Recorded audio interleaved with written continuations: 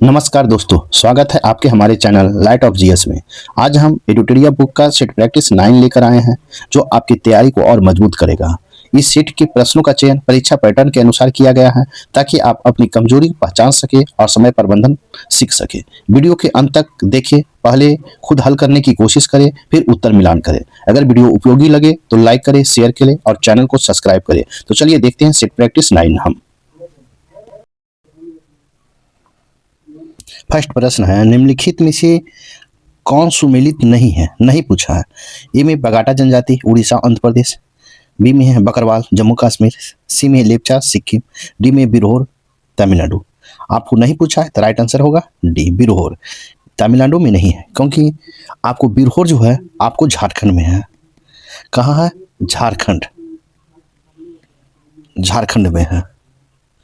राज्य की सबसे महत्वपूर्ण जनजाति समुदायों में से एक है।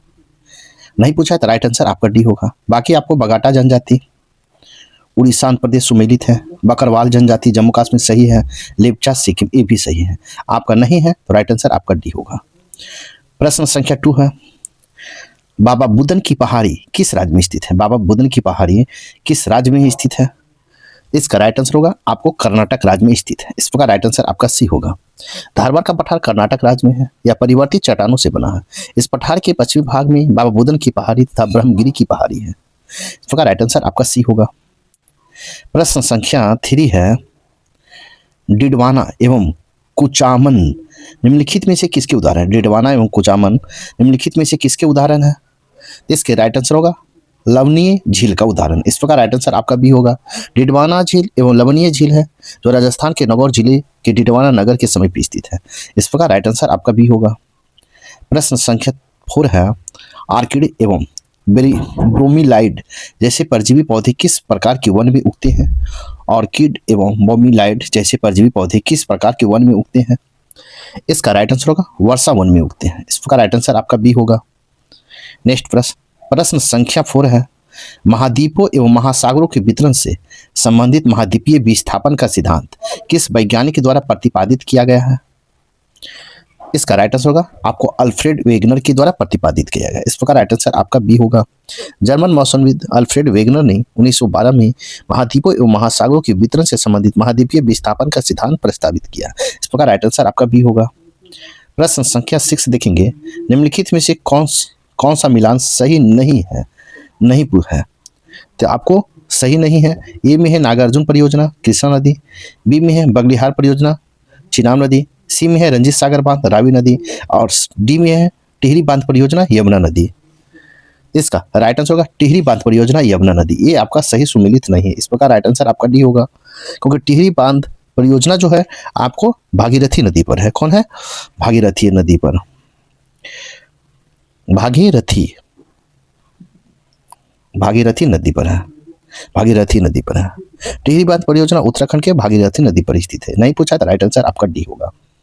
नेक्स्ट प्रश्न संख्या 7 है, ग्रेट सैंडी एवं ग्रेट विक्टोरिया मरुस्थल निम्नलिखित में से किस देश में स्थित है? ग्रेट सैंडी एवं ग्रेट विक्टोरिया मरुस्थल निम्नलिखित में से किस देश में स्थित है? इसका राइट आंसर होगा आपको ऑस्ट्रेलिया में स्थित है। इस प्रकार राइट आंसर आपका सी होगा। नेक्स्ट प्रश्न संख्या 8 देखेंगे।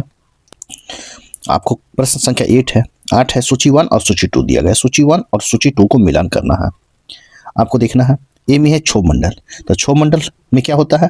तो आपको मौसम और उसमें परिवर्तन होता है। 2 में है मध्य मंडल, तो मध्य मंडल में होता है आपको ऊंचाई के साथ तापमान में कमी आती है। सी में है समताप मंडल, तो समताप मंडल में हो जाएगा आपको ओजोन परत और हवाई जहाजों के उड़ने के लिए आदर्श स्थिति प्रदान करता है। और आपको 4 में है आयन मंडल, तो आयन मंडल में है लंबी दूरी के संचार में सहायक होता है। इस प्रकार आप मिलाएंगे तो इसका राइट आंसर हो जाएगा। इसका राइट आंसर होगा ए। आपको 1 का 3, 2 का 2, 3 का 4 और 4 का 1 होगा। इस प्रकार राइट आंसर आपका ए होगा। नेक्स्ट प्रश्न संख्या 9 है, भारतीय महिला क्रिकेट टीम ने किस देश को हराकर फाइनल में प्रवेश किया था? भारतीय महिला क्रिकेट टीम ने किस देश को हराकर फाइनल में प्रवेश किया था? इसका राइट आंसर होगा ऑस्ट्रेलिया को। इस प्रकार राइट आंसर आपका बी होगा। नवी मुंबई के डी.वाई. पाटिल स्टेडियम में खेले गए महिला वनडे विश्व कप 2025 में सेमीफाइनल में ऑस्ट्रेलिया को हराकर फाइनल में प्रवेश किया था। फाइनल में भारतीय टीम का मुकाबला दक्षिण अफ्रीका से हुआ था। इस प्रकार राइट आंसर आपका बी होगा। प्रश्न संख्या 10 देखेंगे, बिहार विधानसभा चुनाव 2025 में दूसरे चरण में कुल कितने प्रतिशत मतदान हुआ? इसका राइट आंसर होगा आपको 69.20% हुआ, 69.20। इस प्रकार राइट आंसर आपका सी होगा। बिहार विधानसभा चुनाव 2025 के आलोक में दूसरे चरण का मतदान दिनांक 11/11/2025 को संपन्न हुआ, जिसमें 69.20% मतदान हुआ था। इस प्रकार राइट आंसर आपका सी होगा। प्रश्न संख्या 11 देखेंगे। प्रश्न संख्या 11 देखेंगे, हाल ही में किसने बुकर पुरस्कार 2025 जीता है? हाल ही में किसने बुकर पुरस्कार 2025 जीता है? इसका राइट आंसर होगा डेविड स्लेजली ने। डेविड स्लेजली ने जीता। इस प्रकार राइट आंसर आपका भी होगा। आपको हंगेरियन ब्रिटिश लेखक डेविड स्लेजली ने अपनी उपन्यास फ्लैश के लिए 2025 का बुकर पुरस्कार जीता है। इस प्रकार राइट आंसर आपका भी होगा। नेक्स्ट प्रश्न संख्या 12 देखेंगे। प्रश्न संख्या 12 देखेंगे, भारत ने ईरान में फंसे भारतीय छात्रों को वापस लाने के उद्देश्य से किस ऑपरेशन की शुरुआत की? भारत ने ईरान में फंसे भारतीय छात्रों को वापस लाने के उद्देश्य से किस ऑपरेशन की शुरुआत किया था? तो इसका राइट आंसर होगा ऑपरेशन सिंधु। इस प्रकार राइट आंसर आपका ए होगा। जून 2025 में ईरान और इजरायल में बढ़ते तनाव के कारण भारत द्वारा ईरान में फंसे भारतीय छात्रों को वापस लाने के उद्देश्य से ऑपरेशन सिंधु शुरू किया गया था। इस प्रकार राइट आंसर आपका ए होगा। प्रश्न संख्या 13 देखेंगे, हिंदी भाषी के लिए कविता संग्रह फिर उगना के लिए किसे साहित्य अकादमी युवा पुरस्कार 2025 से सम्मानित किया गया है? इसका राइट आंसर होगा पर्वती तिर्की को सम्मानित किया गया। इस प्रकार राइट आंसर आपका सी होगा। साहित्य अकादमी पुरस्कार 2025 के अंतर्गत युवा साहित्य पुरस्कार फिर उगना कविता संग्रह के लिए पर्वती तिर्की को दिया गया है। इस प्रकार राइट आंसर आपका सी होगा। प्रश्न संख्या 14 देखेंगे, किस राज्य सरकार ने राज्यों में पुलिस भर्ती में पूर्व अग्निवीरों के लिए 20% आरक्षण की मंजूरी दी है? इसका राइट आंसर होगा उत्तर प्रदेश। इस प्रकार राइट आंसर आपका ए होगा। अग्निवीरों के लिए 20% 37 आरक्षण देने वाला पहला राज्य उत्तर प्रदेश बना, जिसने राज्य पुलिस और अग्निशामक सेवाओं में सीधी भर्ती के लिए इसे मंजूरी दी है। इस प्रकार राइट आंसर आपका ए होगा। नेक्स्ट प्रश्न संख्या 15 है, संयुक्त राष्ट्र द्वारा जारी नई जनसंख्याई रिपोर्ट के अनुसार भारत का प्रजनन दर घटकर प्रति महिला कितनी हो गई है? संयुक्त राष्ट्र द्वारा जारी जनसंख्या रिपोर्ट के अनुसार भारत की प्रजनन दर घटकर प्रति महिला कितना प्रतिशत हो गई है? इसका राइट आंसर होगा 1.9। इस प्रकार राइट आंसर आपका डी होगा। नेक्स्ट प्रश्न संख्या 16 देखेंगे, एशियाई एथलेटिक चैंपियनशिप में पुरुष की 10,000 मीटर दौड़ में भारत के गुलबीर सिंह ने कौन सा पदक जीता है? एशियाई एथलेटिक चैंपियनशिप में पुरुष की 10,000 मीटर दौड़ में भारत के गुलबीर सिंह ने कौन सा पदक जीता है? तो इसका राइट आंसर होगा आपको स्वर्ण पदक जीती है। कौन? स्वर्ण पदक। इस प्रकार राइट आंसर आपका ए होगा। नेक्स्ट प्रश्न संख्या 17 देखेंगे। प्रश्न संख्या 17 है, 2025 का इटालियन ओपन किसने जीता है? 2025 का इटालियन ओपन किसने जीता है? तो इसका राइट आंसर होगा कार्लोस अल्कराज ने जीता। कार्लोस अल्कराज ने। इस प्रकार राइट आंसर आपका डी होगा। नेक्स्ट प्रश्न संख्या 18 है, भारत के वर्तमान मुख्य आर्थिक सलाहकार कौन है? भारत के वर्तमान में मुख्य आर्थिक सलाहकार कौन है? तो इसका राइट आंसर होगा बी अनंत नागेश्वरन है। नागेश्वरम। इस प्रकार राइट आंसर आपका बी होगा। नेक्स्ट प्रश्न संख्या 19 है, अर्थशास्त्र हेतु नोबेल पुरस्कार 2025 के लिए किसे चुना गया है? अर्थशास्त्र हेतु नोबेल पुरस्कार 2025 के लिए किसे चुना गया है? तो इसका राइट आंसर होगा इनमें से सभी को चुना गया है, जोएल मोकिर को, पीटर हॉविट को और फिलिप अध्ययन को। इस प्रकार राइट आंसर आपका डी होगा। आपको तीनों को चुना गया। इस प्रकार राइट आंसर आपका डी होगा। नेक्स्ट प्रश्न संख्या 20 है, प्रधानमंत्री मोदी द्वारा शुरू की जाने वाली राष्ट्रीय पांडुलिपि मिशन का नया नाम क्या है? प्रधानमंत्री नरेंद्र मोदी के द्वारा शुरू की जाने वाली राष्ट्रीय पांडुलिपि मिशन का नया नाम क्या है? इसका राइट आंसर हो जाएगा आपको ज्ञान भारतम मिशन। ज्ञान भारतम मिशन। मूल राष्ट्रीय पांडुलिपि मिशन को 2003 में इंदिरा गांधी राष्ट्रीय कला केंद्र के तहत लॉन्च किया गया था। प्रधानमंत्री नरेंद्र मोदी ने जून 2025 में भारत के समृद्ध पांडुलिपि विरासत के संरक्षण और डिजिटलीकरण पर ध्यान केंद्रित करने के उद्देश्य के साथ इस मिशन का नया नाम ज्ञान भारतम मिशन के रूप में संशोधित किया। इस प्रकार राइट आंसर आपका ए होगा। नेक्स्ट प्रश्न संख्या 21 है, इंडिया जस्टिस रिपोर्ट 2025 के अनुसार प्रदर्शन के आधार पर शीर्ष स्थान पर कौन सा राज्य है? इंडिया जस्टिस रिपोर्ट 2025 के अनुसार प्रदर्शन के आधार पर शीर्ष स्थान पर कौन सा राज्य है? तो इसका राइट आंसर होगा आपको कर्नाटक है। इस प्रकार राइट आंसर आपका ए होगा। नेक्स्ट प्रश्न, प्रश्न संख्या 22 है, भारत का पहला एआई स्कूल लॉन्च करने वाला राज्य कौन सा है? भारत का पहला एआई स्कूल लॉन्च करने वाला राज्य कौन है? तो इसका राइट आंसर होगा आपको केरल है। इस प्रकार राइट आंसर आपका डी होगा। भारत का पहला एआई स्कूल शांतिगिरी विद्या भवन केरल की तिरुवनंतपुरम में स्थित है।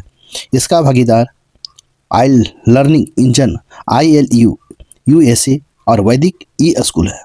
देश का यह पहला एआई सिटी लखनऊ में बनाया जा रहा है। सिटी है तो लखनऊ में, स्कूल केरल में। इस प्रकार राइट आंसर आपका डी होगा।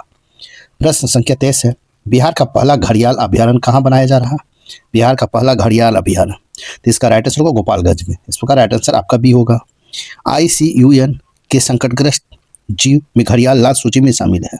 गोपालगंज की गंडक नदी में बिहार का पहला घड़ियाल अभ्यारण्य बनाया जा रहा है। इस प्रकार राइट आंसर आपका बी होगा।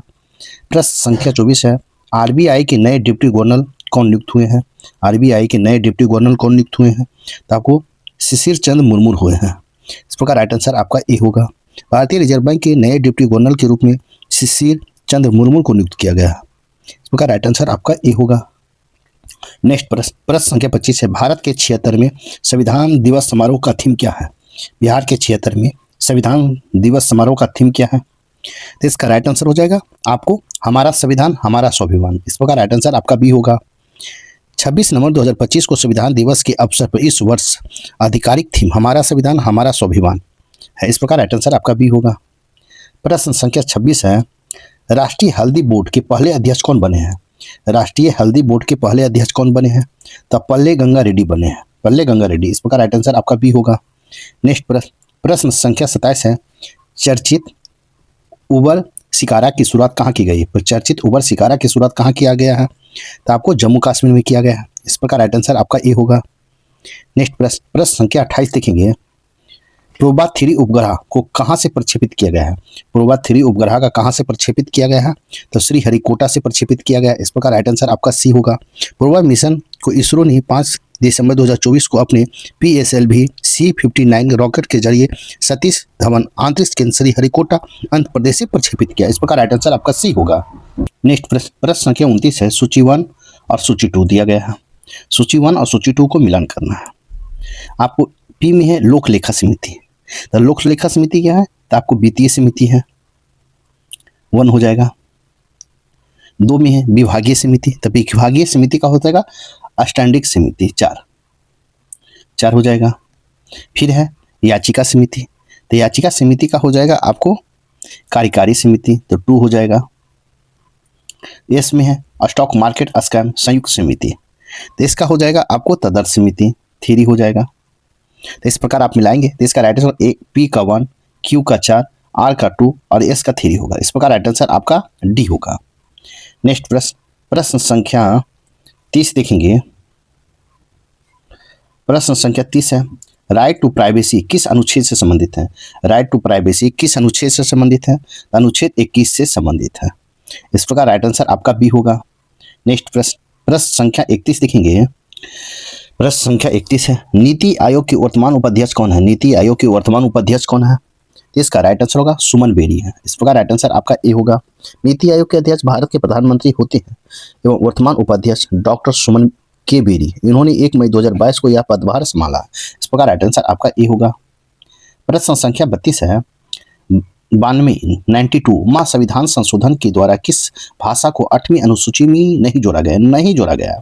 कहता है प्रश्न है आपको कि 92वां संविधान संशोधन के द्वारा किस भाषा को 8वीं अनुसूची में नहीं जोड़ा गया है? इसका राइट आंसर होगा आपको सिंधी भाषा को नहीं जोड़ा गया। इस प्रकार राइट आंसर आपका डी होगा।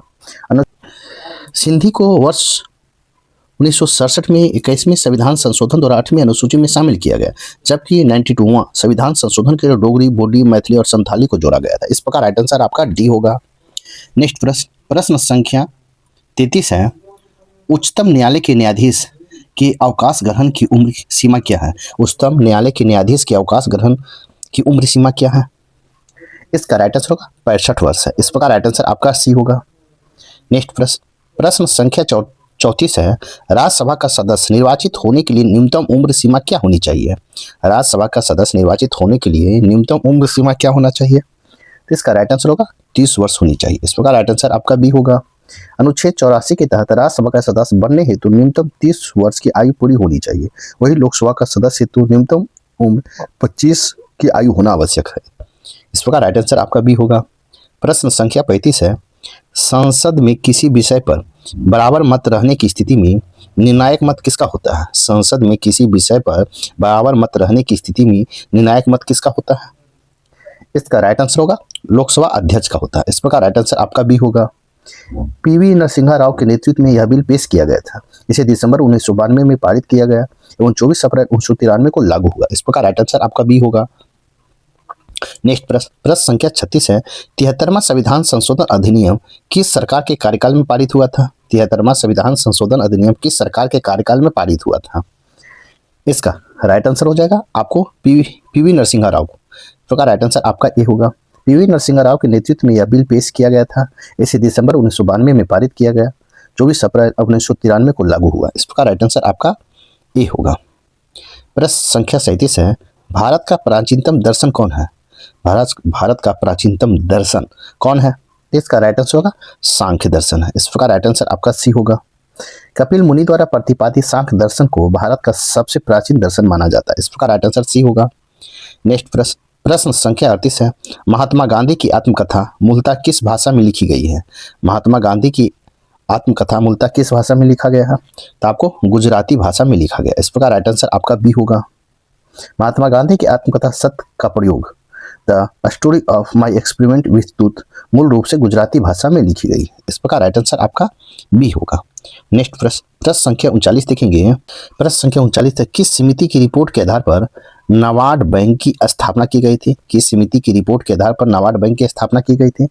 इसका राइट आंसर होगा शिवरमन समिति के आधार पर। इस प्रकार राइट आंसर आपका ए होगा। नाबार्ड की स्थापना शिवरमन सिंह समिति की सिफारिश के आधार पर संसद ने 1981 की एक्ट को पारित किया और 12 जुलाई 1982 को इसकी स्थापना किया। इस प्रकार राइट आंसर आपका ए होगा। नेक्स्ट प्रश्न संख्या 40 देखेंगे। प्रश्न संख्या 40 है, किस संत ने अपने संदेश में प्रचार प्रसार के लिए सबसे पहले हिंदी का प्रयोग किया? किस संत ने अपने संदेश के प्रचार प्रसार के लिए सबसे पहले हिंदी का प्रयोग किया? इसका राइट आंसर हो जाएगा आपको रामानंद ने। इस प्रकार राइट आंसर आपका बी होगा। 14वीं सदी में वैष्णव संत रामानंद ने सबसे पहले हिंदी का प्रयोग भक्ति को दक्षिण भारत से उत्तर भारत में लोकप्रिय बनाने के लिए किया। कबीर दास रामानंद के अनुयायी में से एक थे। तुलसीदास का एक भारतीय वैष्णव थे जिन्होंने रामचरितमानस की रचना की। इस प्रकार राइट आंसर आपका बी होगा। नेक्स्ट प्रश्न संख्या 41 है, फिटकरी का रासायनिक नाम क्या है? फिटकरी का रासायनिक नाम क्या है? इसका राइट आंसर होगा potassium aluminium sulphate. Potassium aluminium sulphate है। इस प्रकार राइट आंसर आपका ए होगा।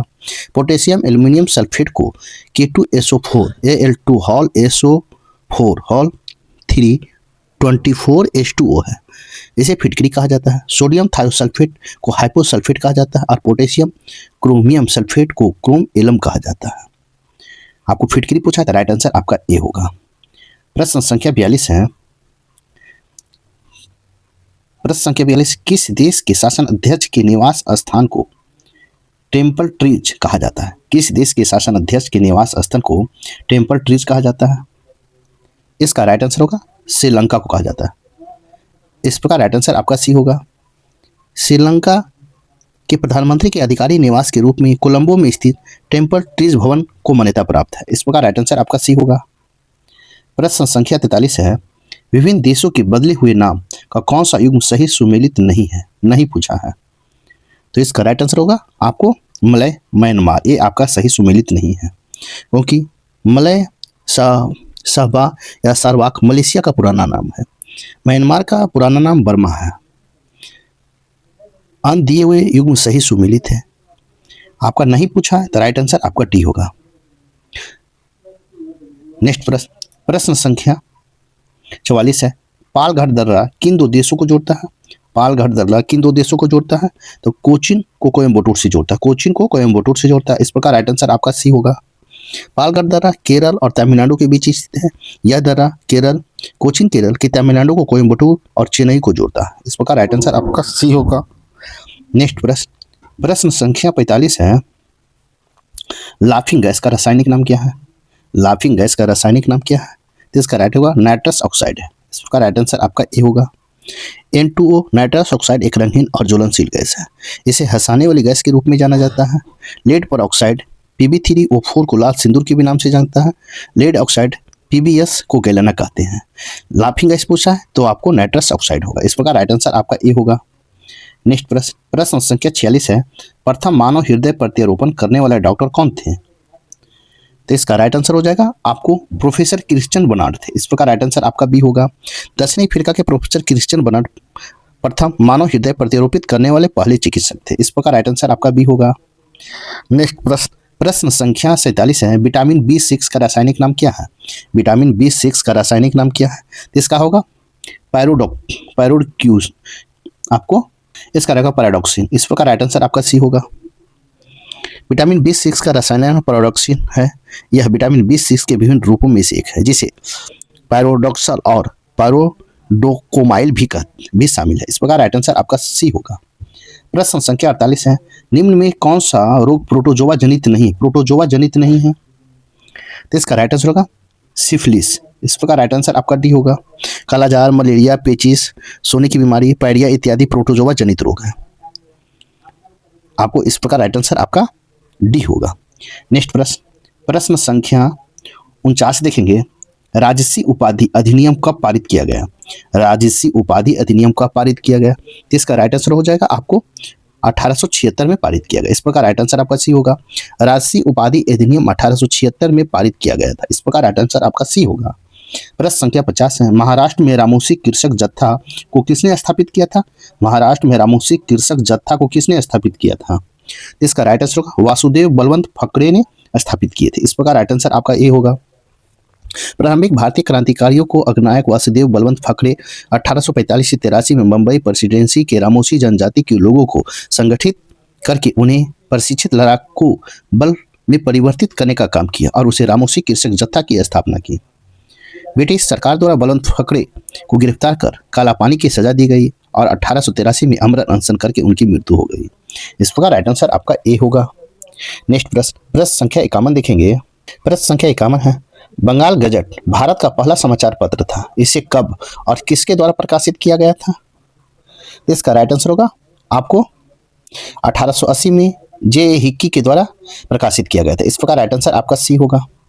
नेक्स्ट प्रश्न संख्या 52 है, राष्ट्रीय आंदोलन के दौरान स्थापित होने वाली निम्नलिखित संस्थाओं का विचार कीजिए। ए में है द ब्रिटिश इंडियन एसोसिएशन, 2 में है मद्रास नेटिव एसोसिएशन, 3 में द इंडियन एसोसिएशन, 4 में लैंड होल्डर्स सोसाइटी।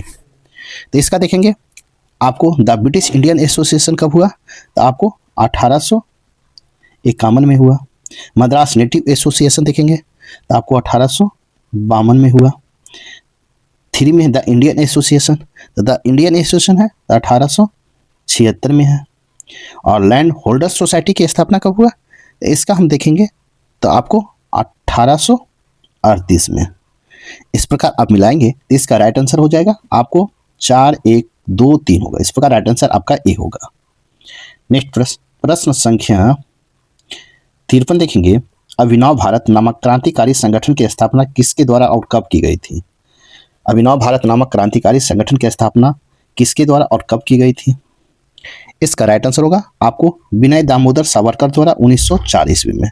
अभिनव भारत नामक क्रांतिकारी संगठन भारत में स्थापित प्रारंभिक क्रांतिकारी संगठनों में से एक था। इसकी स्थापना बी.डी. सावरकर ने 1904 के नासिक महाराष्ट्र में किए थे। इस प्रकार राइट आंसर आपका बी होगा। नेक्स्ट प्रश्न संख्या 54 है, निम्नलिखित कथनों पर विचार कीजिए। 1 में लॉर्ड डलहौजी ने राज्य की हड़प नीति का पहला शिकार संबलपुर नामक भारतीय रियासत हुआ था। 2 में है आंग्ल नेपाल युद्ध 1814-16 के समय लॉर्ड हेस्टिंग्स भारत के गवर्नर जनरल थे। उपयुक्त में से कौन सही है? इसका राइट आंसर होगा बी, केवल 2 आपका सही है। इस प्रकार राइट आंसर आपका बी होगा। आंग्ल नेपाल युद्ध 1814 से 16 ईस्वी के समय लॉर्ड हेस्टिंग्स भारत के गवर्नर जनरल थे। इस प्रकार राइट आंसर आपका बी होगा। नेक्स्ट प्रश्न संख्या 55 है, भारतीय राष्ट्रीय कांग्रेस के अग्रदूत संस्था किसे माना जाता है? भारतीय राष्ट्रीय कांग्रेस के अग्रदूत संस्था किसे माना जाता है? तो राइट आंसर होगा भारतीय राष्ट्रीय संघ को। इस प्रकार राइट आंसर आपका सी होगा। नेक्स्ट प्रश्न, भारतीय राष्ट्रीय संघ को भारतीय राष्ट्रीय कांग्रेस की स्थापना 1885 में 85 में आपको भारतीय सिविल सेवा के सेवानिवृत्त ब्रिटिश अधिकारी एवं ह्यूम के द्वारा की गई थी। इससे पूर्व 1884 में ह्यूम ने भारतीय राष्ट्रीय संघ नामक एक संस्था का गठन किया था, जिसकी बैठक दिसंबर 1985 में मुंबई में आयोजित की गई थी। इस बैठक में दादा भाई नौरोजी के सुझाव पर भारतीय राष्ट्रीय संघ का नाम बदलकर भारतीय राष्ट्रीय कांग्रेस कर दिया गया। इस प्रकार राइट आंसर आपका सी होगा। नेक्स्ट प्रश्न संख्या 56 है। महात्मा गांधी ने दक्षिणी अफ्रीका में अपने प्रवास के दौरान इंडियन ओपिनियन नामक अखबार का प्रकाशन आरंभ किया था। निम्नलिखित में से किस भाषा में यह अखबार प्रकाशित नहीं होता था? इसका राइट आंसर होगा आपको बांग्ला भाषा में नहीं होता था। इस प्रकार राइट आंसर आपका डी होगा।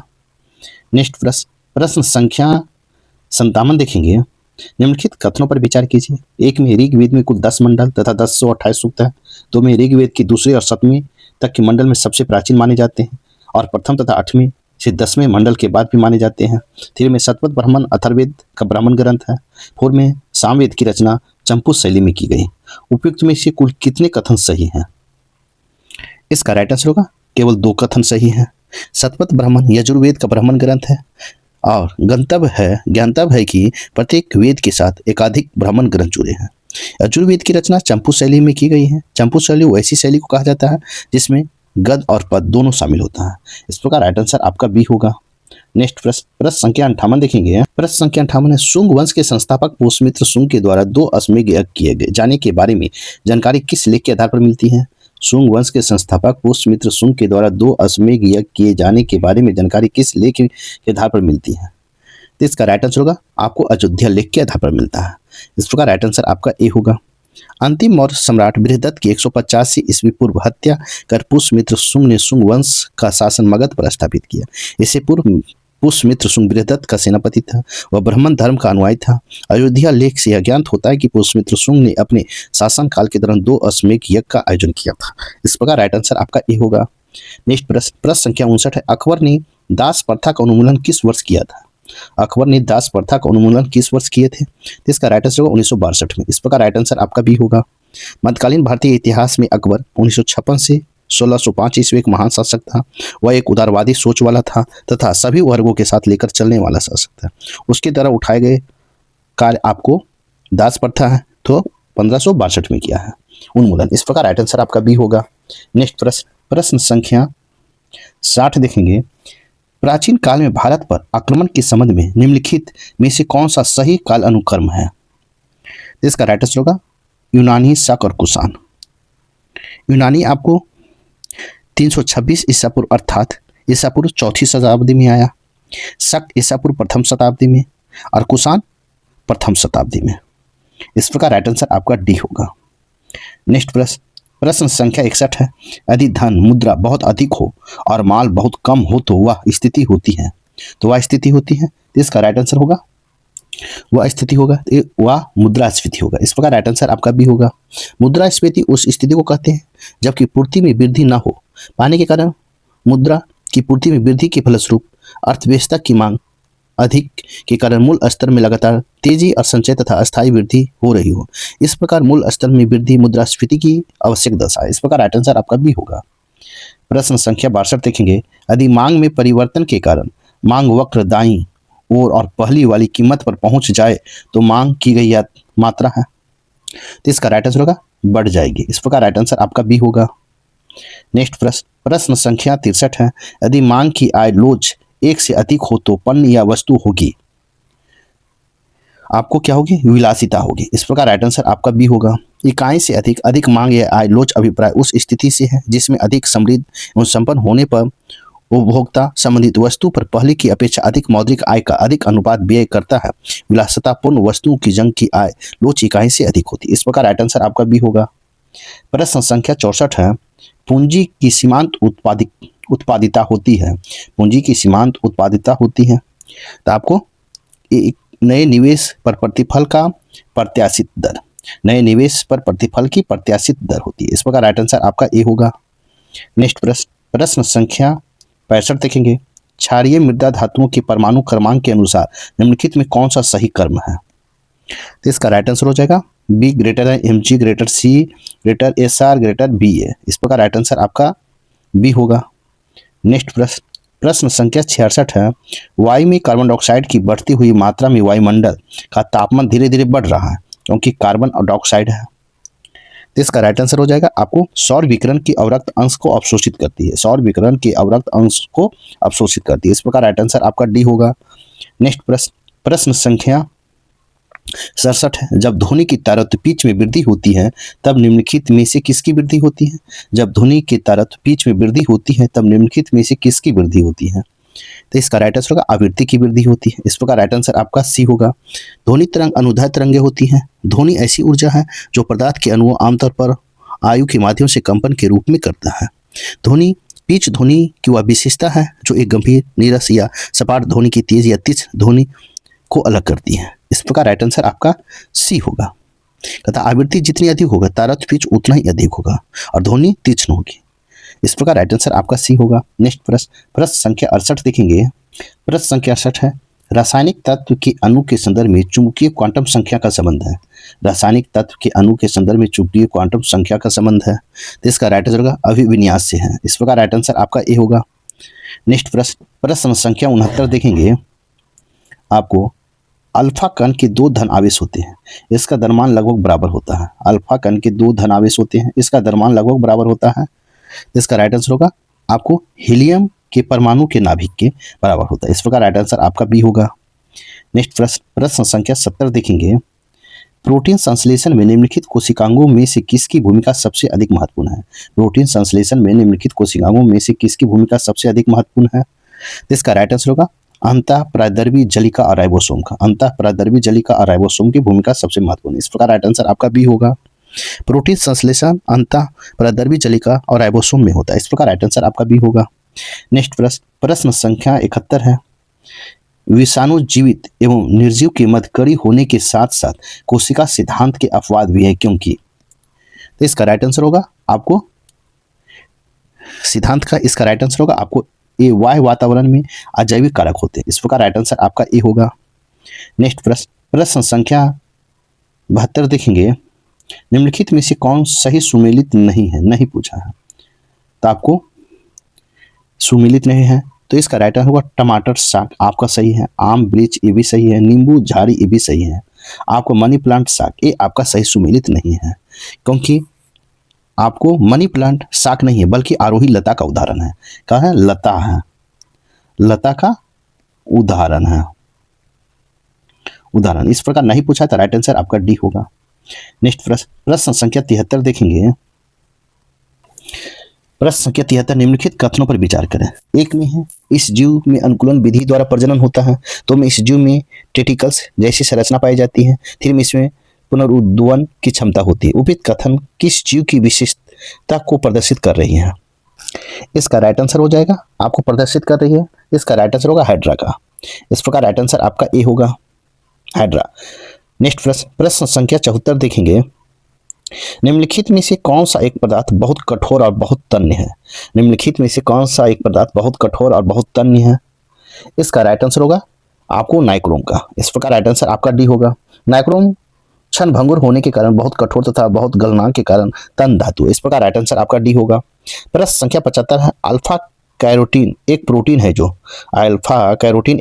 जो आपको त्वचा में उपस्थित होता है। इस प्रकार राइट आंसर आपका बी होगा। अल्फा कैरोटीन एक प्रोटीन है जो कि त्वचा में उपस्थित होता है। यह कैरोटीन का एक प्रकार है जो कि जल में अघुलनशील एवं संरचनात्मक तथा तंतुवत होता है। इस प्रकार राइट आंसर आपका बी होगा। नेक्स्ट प्रश्न संख्या 76 है। प्रश्न संख्या 76 निम्नलिखित में से कौन सा जीव निर्दालु रोग का उत्तरदायी है? निर्दालु रोग का उत्तरदायी है तो आपको ट्रैपनोसोमा है। इस प्रकार राइट आंसर आपका बी होगा। ट्रैपनोसोमा गैम्बियंस निर्दालु रोग के लिए उत्तरदायी है। इस प्रकार राइट आंसर आपका बी होगा। प्रश्न संख्या 77 है। आवर्धन क्या है? इसका राइट आंसर होगा नमूने का प्रक्षेपित आमाप तथा वास्तविक आमाप का अनुपात है। इस प्रकार राइट आंसर आपका बी होगा। नेक्स्ट प्रश्न संख्या 78 है। गर्मी के मौसम में लोग सूती कपड़े पहनना पसंद करते हैं। इस तथ्य का कारण यह है कि सूती वस्त्र। इसका राइट आंसर हो जाएगा आपको जल के अच्छे अवशोषक होते हैं। गर्मी के मौसम में लोग सूती कपड़े पहनना पसंद करते हैं। इस तथ्य का कारण यह है कि सूती वस्त्र जल के अच्छे अवशोषक होते हैं। इस प्रकार राइट आंसर आपका ए होगा।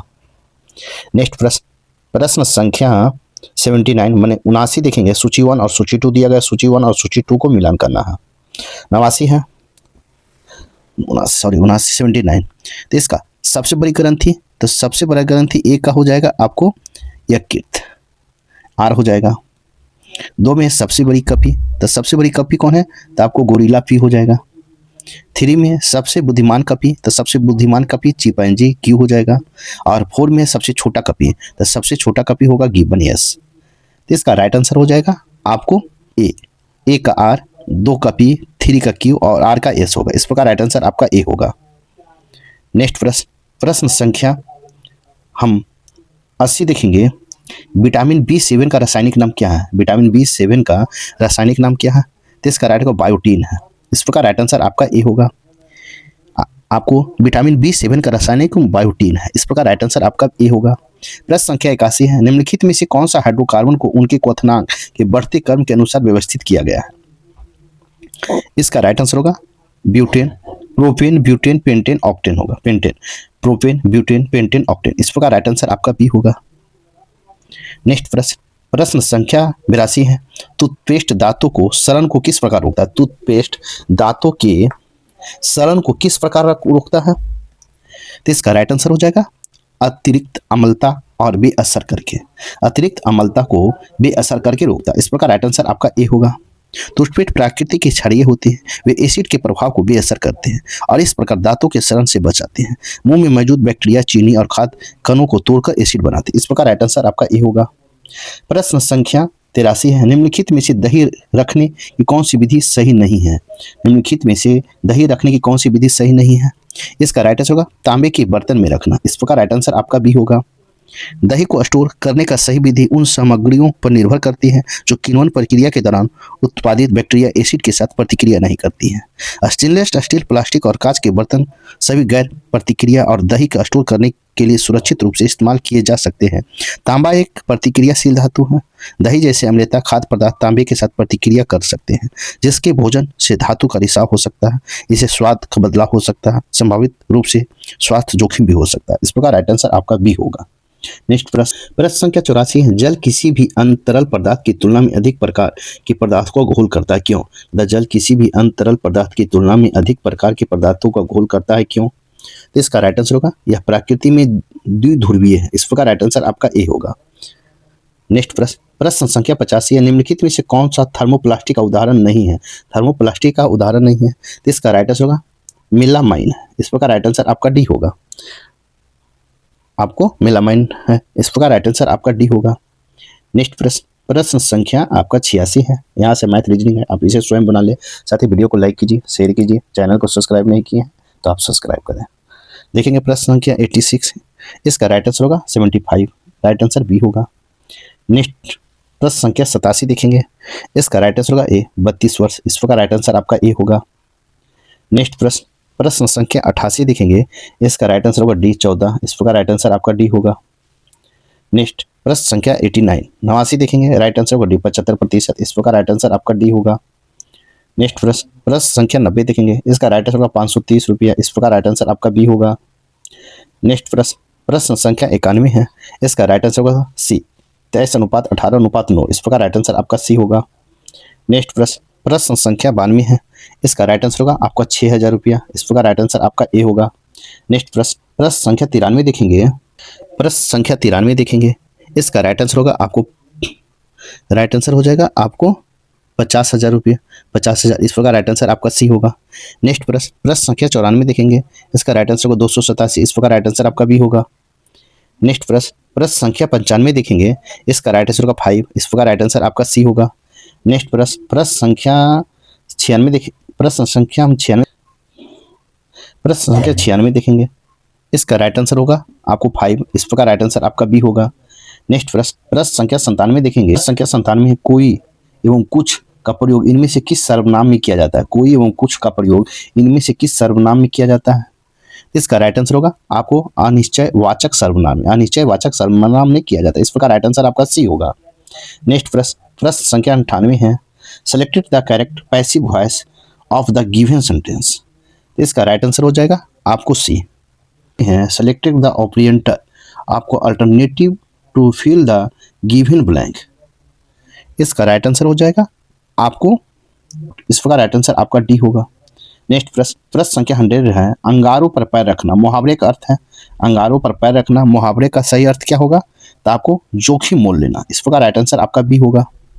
अंगारों पर पैर रखना मतलब जोखिम मोल लेना, इस प्रकार राइट आंसर आपका बी होगा। आपका सेट नंबर आपका आपका सेट नंबर 9 यहीं पर समाप्त होता है। साथ ही वीडियो को लाइक कीजिए, शेयर कीजिए, चैनल को सब्सक्राइब नहीं किए तो सब्सक्राइब कर ले ताकि आने वाले वीडियो को नोटिफिकेशन मिल सके। साथ ही मेरा वीडियो कैसा लगे आप कमेंट बॉक्स में ज़रूर अपना सलाह दें। और टेलीग्राम में आपको पीडीएफ मिल जाएगा, आपको लिंक ही दे दिया जाएगा। तो फिर नेक्स्ट वीडियो मिलते हैं, तब तक के लिए थैंक यू, धन्यवाद, जय हिंद, जय भारत।